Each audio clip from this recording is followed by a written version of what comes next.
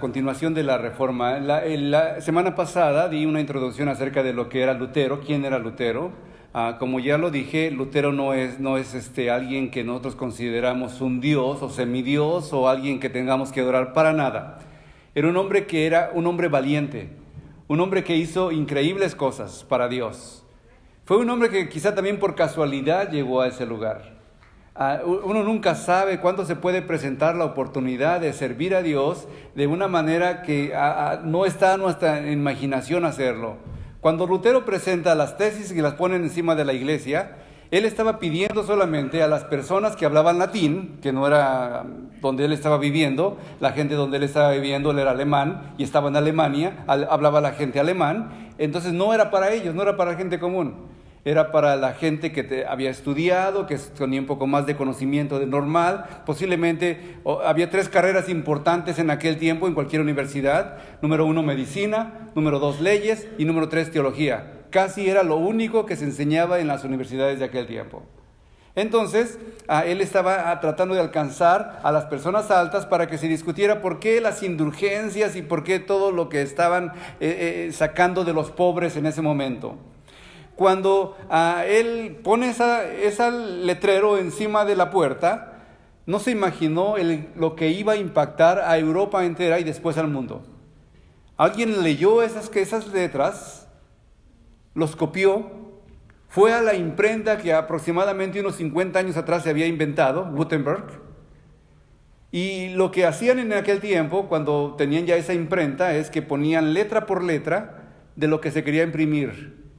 Se trataron de hacer eso, hicieron letra por letra y se empezaron a hacer panfletos por montones. Y obviamente se vendían, no se regalaban.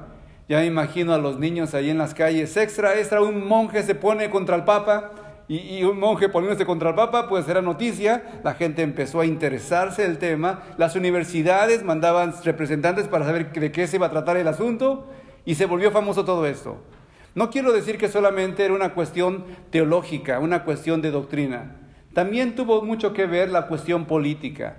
En aquel momento a todos los reyes, príncipes, condes, vizcondes y duques y todo lo que había de algún representante le tenía que dar dinero a Roma.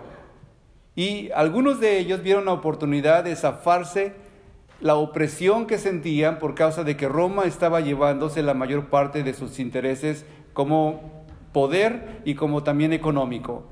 Entonces fue un conjunto de varias cosas, la imprenta por un lado, los príncipes que estaban cansados de rendir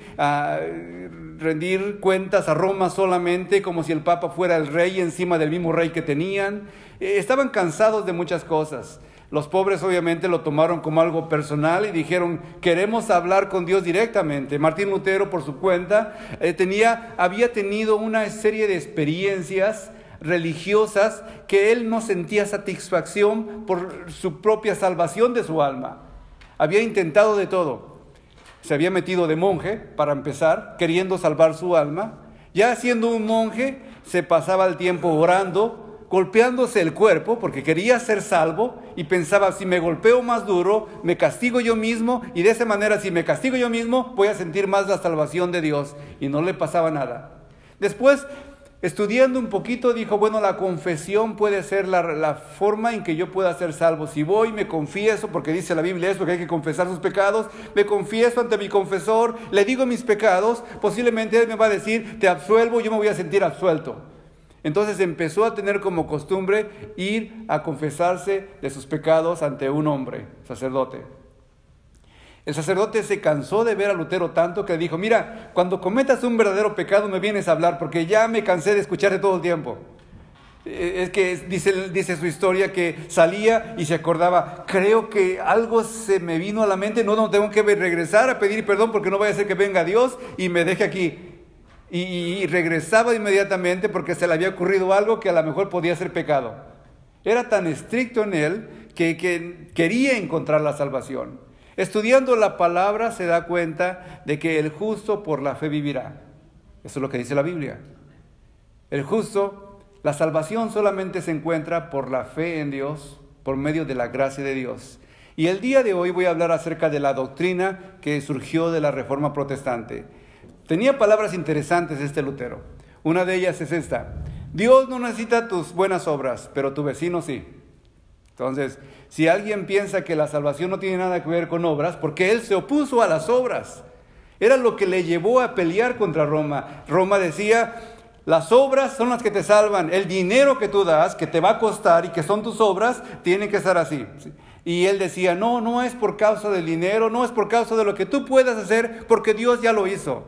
Y es donde empieza en esta serie de mensajes que empieza, y palabras y temas que empieza a mencionar Lutero en sus muchas historias.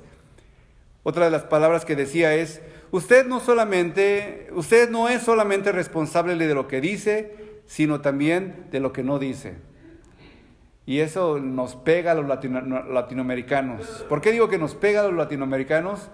Porque dejamos que pasen las cosas como pasen y no decimos nada. Golpean a alguien, ay, pobrecito, y no decimos nada. Roban a alguien, pues al cabo no fue a mí ni a mi familia, qué bueno, pues no me importa a mí eso, y no decimos nada. Y según este pensamiento de Lutero, somos responsables de lo que decimos y de lo que no decimos. Están oprimiendo a los afroamericanos, no decimos nada. Decimos hasta que le llega a los hispanos. Pero de alguna manera Lutero veía esas necesidades y decía: la iglesia tiene que oponerse a toda injusticia en el mundo, donde pueda hacerlo. Tiene que levantar la voz por aquel que no pueda defenderse. Pero un poquito más entendiendo su teología de Lutero, o entendiendo qué estaba pasando con su vida. Entonces, para entender este intento de el oponerse él a la Iglesia Católica en ese momento, ¿sí?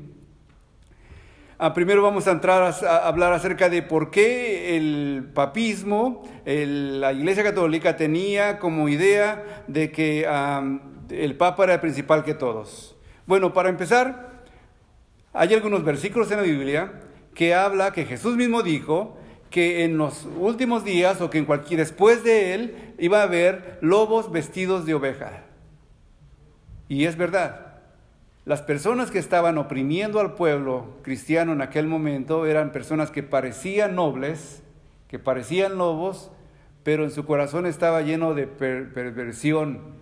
Yo no sé si han escuchado ustedes historias. Si quieren pueden ir a Google o su enciclopedia favorita y leer un poco acerca de la familia Borgia. Esa familia Borgia hizo grandes maldades. Una mujer muy famosa se llamaba Lucrecia Borgia. Era lo mismo que una mujer que se llama ahorita Kardashian o algo así. No sé mucho de esa mujer, pero sale acá rato en las noticias. No la veo mucho, pero es de lo peor supuestamente, vendiendo su propio cuerpo a lo mejor, no sé, pero mejor no hablo mal de esa mujer. Pero Lucrecia Borgia era una de las peores personas que ha metido a la política, envuelta en seducción y envuelta en tanto pecado. Otra familia que también llegó al poder del papado y estuvo por ello un tiempo, una familia llamada los Médicis. Estudien un poquito de eso y se van a dar cuenta que no eran necesarios, parecían ovejas, tenían un papel principal dentro de la iglesia en ese momento, pero no eran lo que parecían. También la Biblia enseña que hay un trigo y una cizaña, que un hombre, en su parábola de Jesús, dice que un hombre sembró trigo y esperaba producir trigo, pero vino su enemigo y dentro de los sembradíos del trigo de este hombre sembró cizaña y crecieron juntos. Y dice que a los trabajadores le dijeron: mira, parece que hay mucha cizaña en tu terreno, ¿qué hacemos? ¿La cortamos?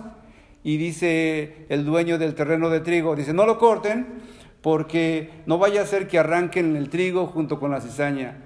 Déjenlos que crezcan. Ya cuando produzcan fruto, nos vamos a dar cuenta qué creció más y qué creció menos, y lo que creció más es el trigo, lo vamos a sacar, y lo de menos, la cizaña, la vamos a quitar y la vamos a quemar. Y en las iglesias, y en cualquier iglesia, y en cualquier grupo, puede haber trigo y puede haber cizaña. En el mismo grupo de Jesús tenía 12 y uno de ellos era cizaña. Entonces, si a Jesús le pasó, en cualquier lugar puede haber ese tipo de situación, ¿sí? Entonces él separaría, ¿sí?, a los perdidos de los verdaderos creyentes. Número 2. Tenemos también que considerar que el término católico, cuando los primeros padres de la iglesia cristiana hablan de la palabra católico, la palabra católica significa universal, católico o católica, universal. Si alguien dice yo soy católico, y yo puedo decir también yo soy católico en el sentido de que yo soy de la Iglesia Universal, la que no tiene barreras, la que habla cualquier idioma, la que no tiene color, ni denominación, ni de dónde viene, ni nada de eso.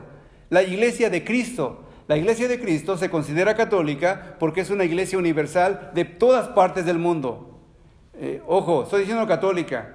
Si digo católica romana, ya nada más es específicamente de este pueblo de Roma. Y yo no soy católico romano, yo soy católico mexicano porque soy mexicano. Ahorita soy un poco gringo también ya porque ya se me pegó varias cosas aquí. Pero no soy romano. Y la iglesia, la palabra católico, cuando los escritores de los primeros padres de la iglesia hablaban acerca de la iglesia católica, decían en el sentido de que la iglesia universal.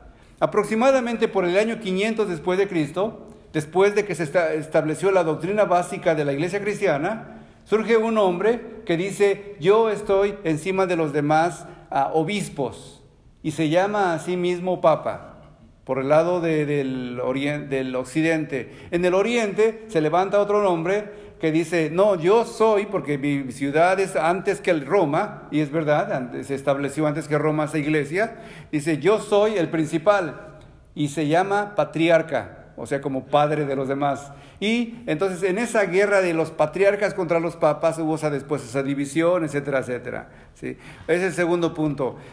Otras cosas interesantes para meditar. ¿Sí? Antes de la conversión de Constantino al cristianismo, en el año 313, parece aquí dice que 315, pero es 313, los cristianos eran perseguidos por el gobierno romano.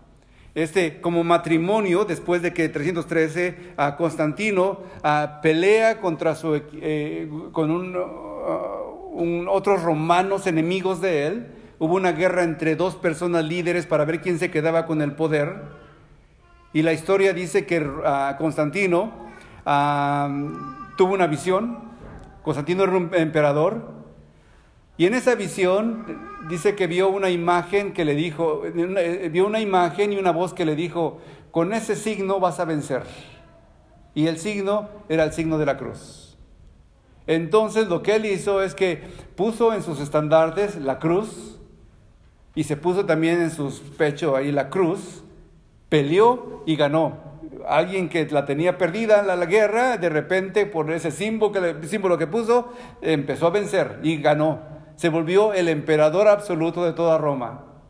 Y por causa de ese símbolo dijo, bueno, ¿quiénes son los que representan ese símbolo? Y le dijeron, pues los cristianos, porque Jesucristo murió en la cruz. Y él dijo, a ver, vengan para acá todos los cristianos. Trajo a la mayor parte de los cristianos, hicieron ciertos concilios, y de ahí surgieron, bueno, ¿qué creen ustedes? Les dice. ¿Qué es lo que enseñan ustedes? Y había cada variedad de diferentes temas de lo que enseñaba cada uno según su propia ideología, que tuvieron que ponerse de acuerdo qué enseñaban. Una de las cosas que surgió de esos concilios famosos fue el Nuevo Testamento. Algunos decían, el libro de Marcos no debe de estar allí, el libro de Apocalipsis ni lo mencionamos porque no lo queremos, el libro de Mateo, el libro de Pedro, y cada uno tenía sus propios libros favoritos. Y en la Biblia se mencionan, por ejemplo, en el Nuevo Testamento, algunos libros que no están aquí en el Nuevo Testamento. En la iglesia, me parece que es a Éfeso, le dice Pablo, esta carta que yo te envío a ti, que se lea en la iglesia de la Odisea. Y la carta que le envía a la iglesia de la Odisea, que se lea en tu iglesia, en la iglesia de ahí también de ustedes. ¿Y dónde está esa carta de la Odisea? No la tenemos. No sabemos qué decía. Pero dice en la Biblia que había una carta que le mandó al pueblo de la Odisea. Pero simplemente Dios dijo, esa carta no, y no apareció. Entonces, no todo lo que escribió Pablo es inspirado y que era para todas las futuras generaciones de la iglesia. Pero sí muchas cosas de las que escribió Pablo las tenemos a nuestros días. Pero en esta relación de la iglesia católica con el poder, cuando digo católica, iglesia cristiana, con el poder romano, surge esa idea de que alguien es más importante que los demás. Y surge también el comprar, en cierta manera, el venderse más bien de algunos obispos, de algunos líderes, pastores, que dejaron atrás los principios cristianos para meterse un poco en los principios del mundo de aquel tiempo.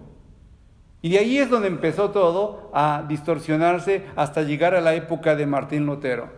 Entonces, eso no era nuevo. En el año 500 aproximadamente después de Cristo empezó una época en el mundo que se le llama la Edad Media.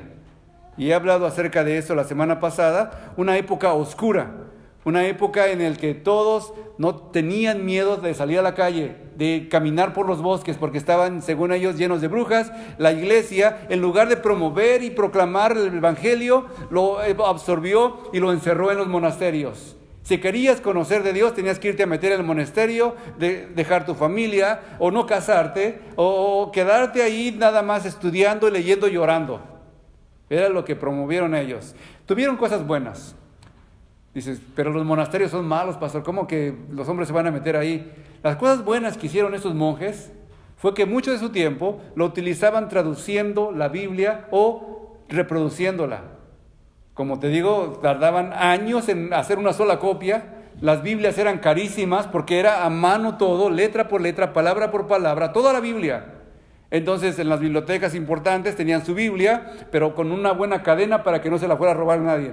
La tenían así, la sacaban, la abrían y ahí estaba encadenada a la mesa. Si alguien quería venir a estudiar, tenía que pararse ahí. Si tú querías también leer, tenías que esperar el turno de la persona que estaba leyendo que se quitara para que tú te pusieras ahí. Y si eran varios, pues tenías que hacer aquí una fila. No había esa libertad para que todos pudieran leer la Biblia. Ahora las Biblias, caramba, hasta en el iPhone o en el teléfono celular, ahí lo tenemos. En aquel momento no había, se encerró y dijo la Iglesia Católica que nadie la sepa, que nadie la estudie, que nadie la lea. Nosotros les vamos a decir qué tienen que hacer, qué tienen que decir y qué tienen que creer. Y mediante eso, sin la Biblia en las manos, la gente empezó a adquirir una serie de obediencia ciega a las personas que estaban en el mando. Una de las cosas que aún el mismo persona que estaba apoyando a Lutero, uno de los príncipes de aquel momento, en su templo también había amontonado un montón de reliquias. ¿Qué eran las reliquias? Eran cosas que les recordaban el pasado bíblico a la gente de Europa, y según si tú te acercabas y tocabas o veías alguna de esas cosas, te perdías tiempo del purgatorio y no ibas al purgatorio o había cierta gracia especial. Vendían, por ejemplo, en aquel tiempo, no lo vas a creer, vendían la quijada de Sansón. Por ahí una iglesia decía que tenía la quijada de Sansón. ¿Cómo sabían que era la quijada de Sansón? ¿Quién sabe? Pero ahí la tenían. Tenían muchos vasitos de leche de los pechos de María, en serio, sí, así decían ellos. Entonces ahí lo tenían, un frasquito con una cosa líquido como medio negro, y decían, ese es líquido de la Virgen María. Entonces la gente iba y se arrodillaba a ese líquido. Era increíble la ignorancia de la gente, todos lo creían. Hasta la fecha todavía lo siguen creyendo varias personas. Una persona que estaba predicando en España llegó a tocar a una puerta y le dijo a la persona que vivía ahí, mire, vengo a hablarle de Jesucristo, ¿me permite hablarle de Jesucristo? Y la mujer que estaba ahí en ese lugar se puso contenta y dijo, pásese, sí, quiero saber más y déjeme enseñarle algo, ¿sí? Y espéreme aquí un momento, subió a su recámara, bajó y sacó un cofrecito y abrió el cofrecito y dice, mire, ve esta astilla es parte de la cruz de Cristo. Ella le habían vendido eso por mucho dinero, la mujer estaba segura que era la parte de la cruz de Cristo. Y según algunas personas que han estudiado acerca de la cruz de Cristo, hay tanta gente que tiene madera de la cruz de Cristo que se podría hasta formar una catedral con toda esa madera que tanta gente tiene. Era ridículo. Aunque el hombre parece con un poco de sabiduría, le dijo, increíble, qué bueno que tiene eso. Pero ¿qué le parece? ¿Tener eso o tener uno de los clavos de Cristo? Y la mujer dijo, bueno, pues uno de los clavos a lo mejor es mejor porque le traspasó, ¿no? Los clavos sería mejor. ¿Y qué le parece? ¿Tener los clavos o tener la corona de espinas? Y pues la corona de espinas. ¿Y qué le parece tener la corona de espinas o tener a Cristo mismo? Y la mujer pensó, ¿a Cristo? No hay nada como Cristo. Y le dijo, ese Cristo le vengo a presentar. Y le predicó el evangelio.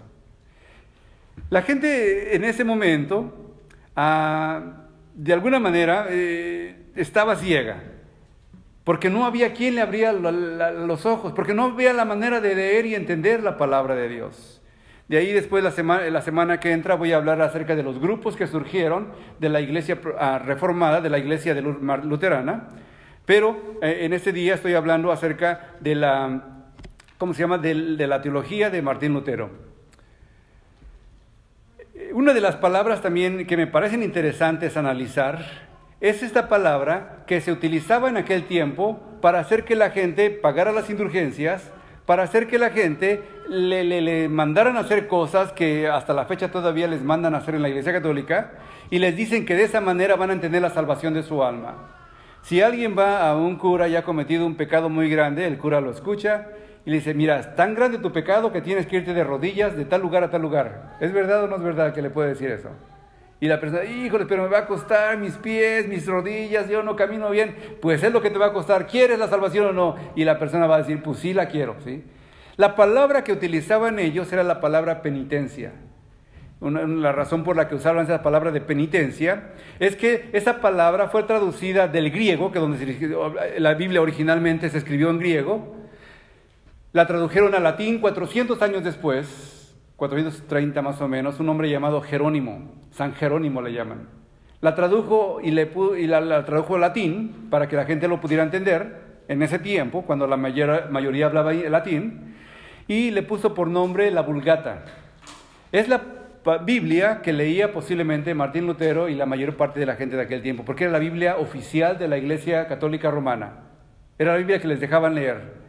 Y la palabra que decía ahí, cuando Jesús decía, arrepiéntanse que ha venido el reino de los cielos a ustedes, la traducción en latín decía, hagan penitencia. Hagan penitencia porque el reino de los cielos se ha acercado a ustedes. Y la palabra penitencia se utilizaba, como dicen los puertorriqueños, a rajatabla, ¿sí?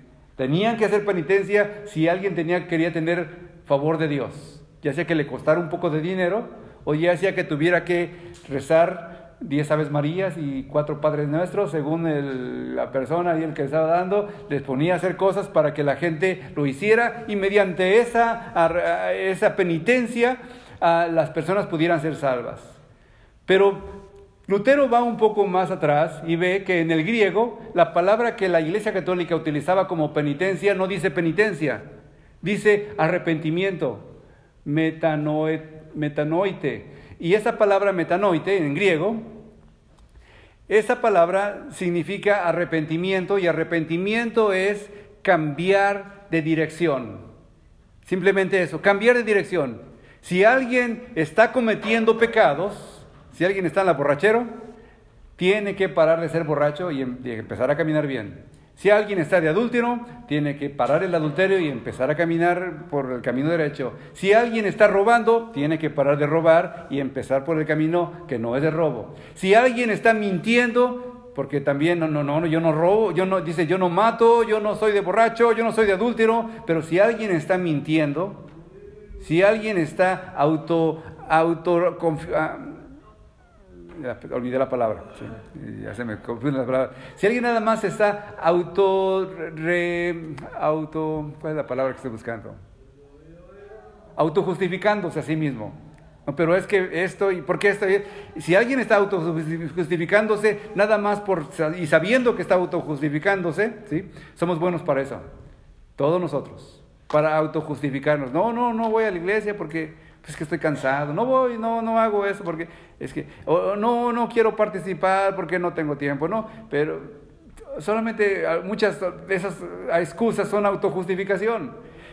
Si alguien está haciendo eso, entonces arrepiéntase y empiece a servir a Dios, empiece a buscar de Dios. Entonces, esta palabra la encuentra Lutero y se da cuenta que no es penitencia, es arrepentimiento, ¿sí? Parte de la problemática de ese momento es, la pregunta sería, ¿cómo se salva una persona? ¿Pagando dinero con las indulgencias de la Iglesia Católica Romana? ¿Cómo se salva una persona? ¿Cómo una persona puede decir, yo estoy en el camino de Dios? Porque cualquiera lo puede decir. Es más, ¿cómo se llama este muchachito que canta? Justin Bieber. Él dice, soy cristiano, ¿sí? Véanlo cómo está su vida. Dice, soy cristiano. Cualquiera puede ser cristiano ahorita, ¿sí? ¿Quién es realmente un cristiano? ¿Cómo se salva una persona? ¿Sí? ¿Dónde reside la autoridad religiosa? ¿Quién es el que tiene la autoridad? ¿El Papa tiene la autoridad? ¿El Papa tiene más autoridad que la Biblia? ¿O la Biblia tiene más autoridad que el Papa?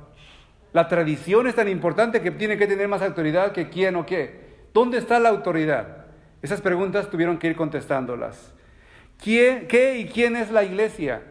¿La iglesia es el cura? ¿La iglesia es el papa? ¿Quién es la iglesia? ¿La iglesia es la gente común? ¿Quién es la iglesia? A la última pregunta, ¿cuál es la esencia de la vida cristiana? Esta no es una respuesta de Lutero, solamente lo doy como una introducción, ¿sí? Esta es mi opinión acerca de lo que es una iglesia. En una iglesia tiene que haber personas que aman a Dios, número 1, que aman a su prójimo, número 2, y que hacen discípulos, número 3. Si nada más dice una persona, yo amo a Dios y amo a mi prójimo, pero desde mi casa, a mí que no me digan que salga de ningún lado, a mí que no me digan que le testifique a nadie, porque eso no es lo mío, no es una iglesia. Una persona que está solo o sola y piensa que estando solo o sola ya se va a salvar, está bien equivocado y su camino no es el correcto. El verdadero cristiano ama a Dios, ama a su prójimo y hace discípulos. Eso es el verdadero cristiano. Y discípulos hay de diferentes formas, pero un verdadero cristiano es eso. Eso es una iglesia. Aquella persona que se junta con otros. Para que haya una iglesia mínimo tiene que haber 2 personas. Dice Jesucristo, donde haya 2 o 3 personas congregadas en mi nombre, yo estoy en medio de ellos. Eso es una iglesia. Mínimo 2 o 3 personas. No necesitan un presupuesto. Es que si no hay dinero no hay iglesia, pastor. Aunque no haya presupuesto, una iglesia puede subsistir sin presupuesto, porque son gente que se junta para alabar a Dios, para recordarse y animarse, para poder echar para adelante juntos. No hay edificio. Una iglesia no es un edificio. Tenemos un edificio, gracias a Dios, no es nuestro, pero lo tenemos aquí, ya por 17 años estamos aquí. Gracias a Dios por este edificio.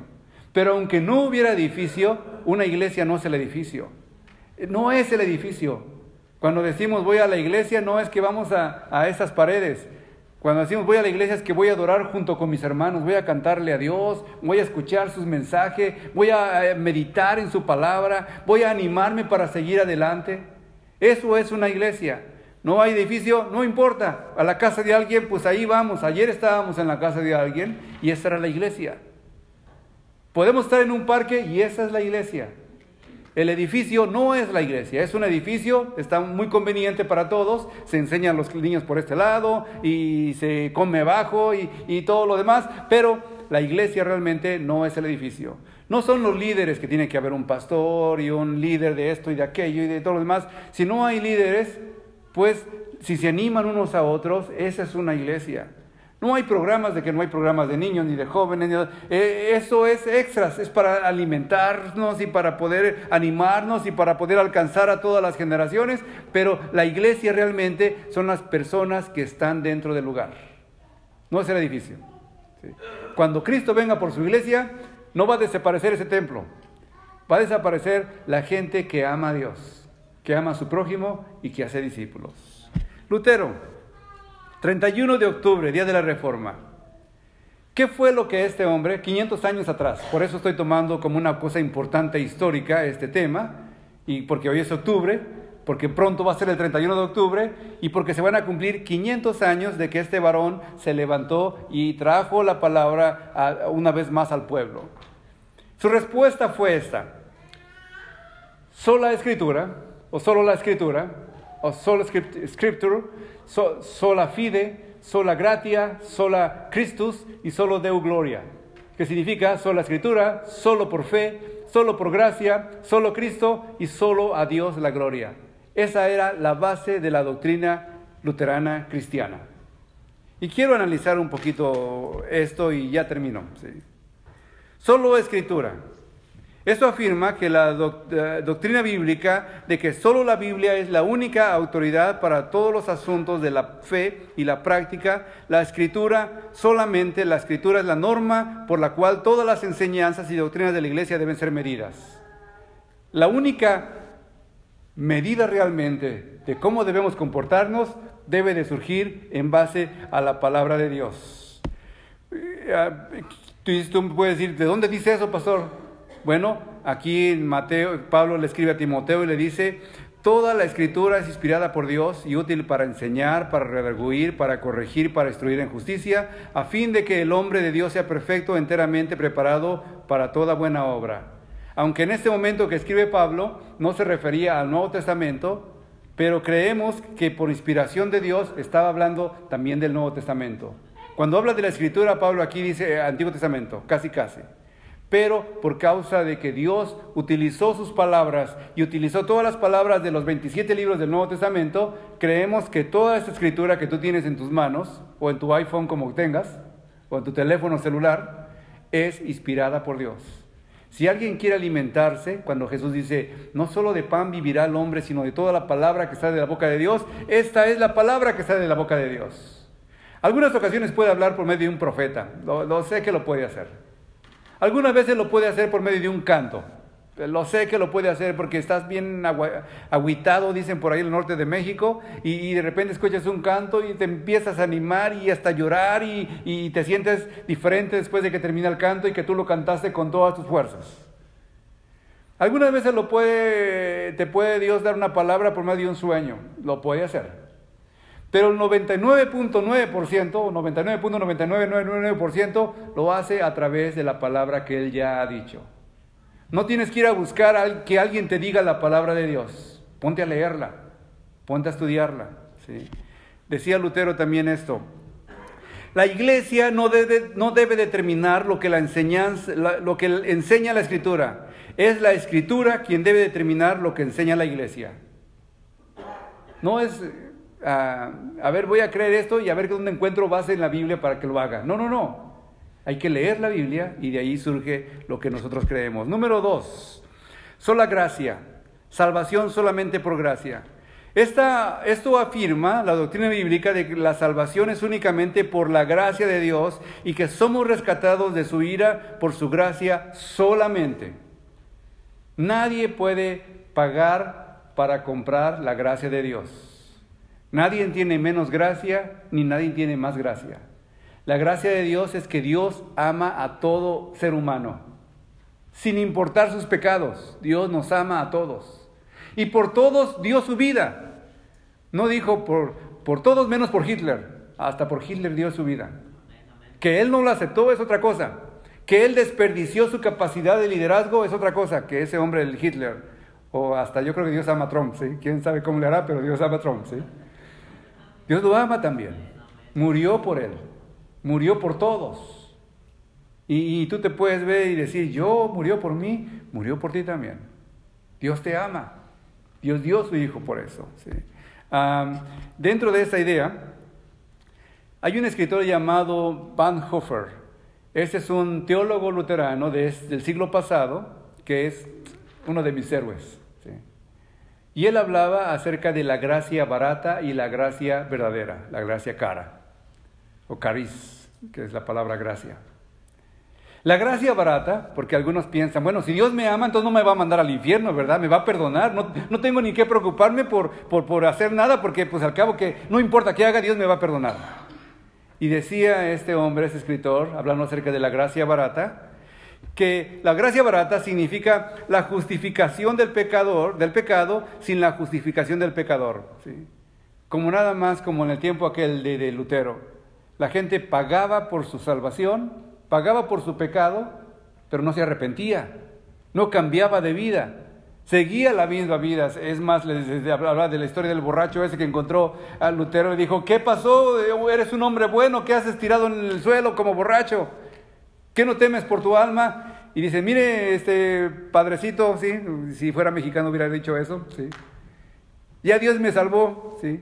Ya no tengo que preocuparme por eso. ¿Y cómo sabes que Dios salvó? ¿Por qué dices que no tienes que preocupar? Y le saca su indulgencia que le acababan de vender. Mire, aquí dice que todos mis pecados presentes y pasados y futuros son perdonados. Ya no me tengo que preocupar por nada.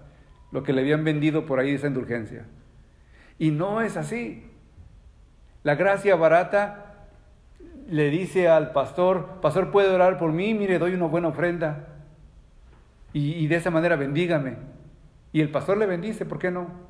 Y piensa este hombre que por ese dinero que dio, ya su salvación está comprada. Pastor, ¿qué hago? ¿Quiere que le llame a 50 personas para que vengan a la iglesia? Les llamo. Y de esa manera que le llamé a 50 personas, ya soy salvo. Eso no es la manera. La gracia de Dios es más allá que eso. La gracia barata es la predicación del perdón sin requerir el arrepentimiento, el bautismo sin la disciplina de la iglesia, la comunión sin la confesión o la absolución sin la confesión personal. Esas son las palabras de Lutero. Aquí entra un poquito también la doctrina luterana, no lo voy a explicar porque no es el momento, pero un día lo voy a explicar. La gracia barata, según Bonhoeffer, es la gracia sin el discipulado, la gracia sin llevar la cruz, la gracia sin Jesucristo. Eso es, según Bonhoeffer, lo que significaba la gracia barata. Pero la gracia cara, caris, es costosa, porque nos llama a seguir, y es gracia porque nos llama a seguir a Jesucristo. Es costosa porque le cuesta la vida a un hombre, y es gracia porque la da a un hombre la única vida verdadera. Es costosa porque condena el pecado, y gracia porque justifica al pecador. Sobre todo es costosa porque a Dios le costó la vida de su Hijo. A Dios le costó la vida de su Hijo. Por eso es cara esa gracia. La gracia barata no es que ya Dios me salvó, ya voy a salvar y ya no hago nada. Número 3. Sola fe. La salvación solamente por fe. Esto afirma la doctrina bíblica que la justificación es por gracia solamente a través de la sola fe en Jesucristo únicamente. Es por la fe en Jesucristo que su justicia nos ha imputado como la única satisfacción posible en la perfecta justicia de Dios. Solo Cristo salva. No salva la iglesia. Me gusta mi iglesia, ¿no? Pues soy aquí, ¿no? Soy el pastor, me gusta mi iglesia. Pero mi iglesia no salva. Cristo salva. Si alguien dice, no, nada más ven a mi iglesia porque mi iglesia nada más, ahí está el Señor, está equivocado. Es Cristo al que se debe de encaminar las personas. Que alguien les diga a ustedes, mira, tienes que leer este libro porque ahí vas a entender la gracia de Dios. No, es la gracia, es gratis, es de Dios, ¿sí? La fe en Dios solamente, ¿sí? Hay unos pequeños imágenes que tengo aquí presentes, ¿sí? Que dice, para ser salvo tú tienes que ir a Cristo tal como estás. Que si confesares con tu boca que Jesús es el Señor y creyeres en tu corazón que Dios le levantó de los muertos, serás salvo. Romanos 10:9. ¿Sí? Imagínate una persona que está enferma y que le dices tú, oye, ¿por qué no vas al doctor? Y la persona te dice, mira, cuando me sienta mejor voy a ir a ver al doctor, ahorita mejor no. ¿Qué te está diciendo? Quiere seguir enfermo. Imagínate una persona que le predicas la palabra y le dices, oye, ¿por qué no vienes a Cristo y te arrepientes de sus pecados? Y te dice esa persona, mira, cuando deje unos cuantos pecados de mi vida porque no están bien, yo voy a la iglesia. Ahorita no. Es igual que ese enfermo que no quiere ir al doctor hasta que se sienta mejor. ¿De qué le sirve ya cuando se siente mejor? ¿Y cuándo un hombre puede justificarse a sí mismo? Otra imagen más aquí similar a esta. Pero después que recibes a Cristo, Él te dice, estos pasajes, si alguien quiere apuntarlo, uno de ellos, Mateo 5:24, dice, de cierto os digo, el que oye mi palabra y cree al que me envió tiene la vida eterna y no vendrá a condenación, mas ha pasado de muerte a vida. Solo fe en Cristo Jesús. No ayudas más. Alguno puede decir, yo le tengo mucha fe a mi pastor, el pastor no te va a salvar. Algún mexicano como yo puede decir, pues yo la Virgencita de Guadalupe, porque seguro con ella gano cualquier cosa. La Virgen de Guadalupe, con todo el respeto que se merece, no es el camino a Dios. El único camino es Cristo Jesús. Número 4, solo Cristo, solamente Cristo, en Cristo solamente. Esto afirma la doctrina bíblica de que la salvación se encuentra solamente en Cristo y que únicamente su vida sin pecado y su muerte tomando nuestro lugar son suficientes para nuestra justificación y reconciliación a Dios Padre. Algunos pensamientos: el Evangelio no ha sido predicado si la obra redentora de Cristo no es declarada y la fe en Cristo y su obra no es solicitada. Un pensamiento de Martín Lutero: yo predico como si Cristo fuese crucificado ayer, resucitó hoy y fuese a volver mañana. Eso es lo que el cristiano debe de creer. Cristo fue crucificado ayer, resucitó hoy en mi vida y va a volver mañana. Y si no al rato, ¿sí? Pues hay que ponerse abusados. Número 5, la última pensamiento. Soli Deo Gloria, solo a Dios sea la gloria. Esto afirma la doctrina bíblica de que la salvación es de Dios y que ha sido realizada solamente por Dios para su gloria.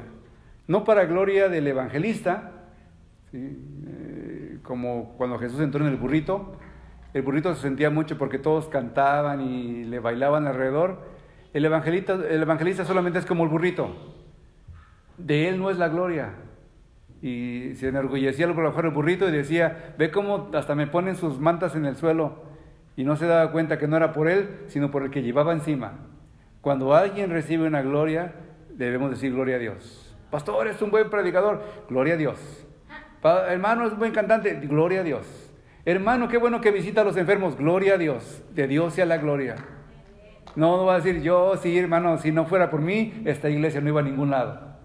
Esa es una persona que ha tomado la gloria de Dios, que se siente como si Dios fuera Él mismo, y de Dios solamente merece la gloria. ¿Qué decía Lutero de eso? Les ruego, decía las palabras literales de Lutero, que dejen mi nombre en paz. No se llamen a sí mismos luteranos, sino cristianos. ¿Quién es Lutero? Lutero decía eso. Mi doctrina no es mía, yo no he sido crucificado por nadie. ¿Cómo pues me beneficia a mí una bolsa miserable de polvo y cenizas dar mi nombre a los hijos de Cristo? Cesen, mis queridos amigos, de aferrarse a esos nombres de partidos y de distinciones, fuera todos ellos, y dejen que nos llamemos a nosotros mismos solamente cristianos, según aquel de quien nuestra doctrina viene. Estas son las palabras de Martín Lutero. Hay una doctrina llamada luteranismo. Esta iglesia es una iglesia luterana que desobedeció las palabras de Lutero, porque Lutero dijo esto. ¿Sí? Se llaman luteranos. Bueno, siguen su doctrina, está muy bien, ¿sí? Pero si le escucháramos a Lutero decir algo, diría esas palabras que él dijo, ¿sí? Él dice, no se llamen luteranos, no se llamen así o asá, llámense cristianos. Cuando alguien me pregunta de esta iglesia, ¿tu iglesia qué es? Una iglesia cristiana. No, pero ¿de dónde es? Pues es cristiana, de Cristo, ¿sí? No, pero, ok, tenemos una denominación, sí tenemos una denominación, sí pertenecemos a un grupo, sí nos sometemos a un liderazgo para que vea que la doctrina siga enseñándose correctamente, pero mi iglesia es una iglesia cristiana. O la iglesia de Cristo es una iglesia cristiana, no es una iglesia de ningún otro nombre, ¿sí? Conclusión. Estos cinco importantes fundamentos de doctrina son la razón de la Reforma Protestante. Ellas son el corazón de donde la Iglesia Católica Romana se equivocó en su doctrina y el porqué de que la Reforma Protestante fue necesaria. Este mensaje es para regresar a las iglesias de todo el mundo a la correcta doctrina y enseñanza bíblica conforme lo hacía la primera iglesia, la Iglesia Apostólica. Hermano, vamos a entonar una última alabanza y de esta manera terminamos este servicio. Y yo te invito para que si algo de todo esto que acabo de decir tocó tu vida, pues lo principal es que te arrepientas, que tu vida sea una vida diferente, que tu vida sea una vida consagrada, que tu vida tenga la idea de que la fe que tienes tú puede ser la fe que te puede salvar, porque sin fe es imposible alabar a Dios. Si no tienes la fe todavía de que soy salvo, no, ven a los pies de Cristo y dile al Señor, Señor, dame la seguridad de que estoy en tus caminos correctos, dame la seguridad de que estoy en el lugar correcto, dame la seguridad de que la Biblia es tu palabra y que voy a creer en ella, en el nombre de Jesús.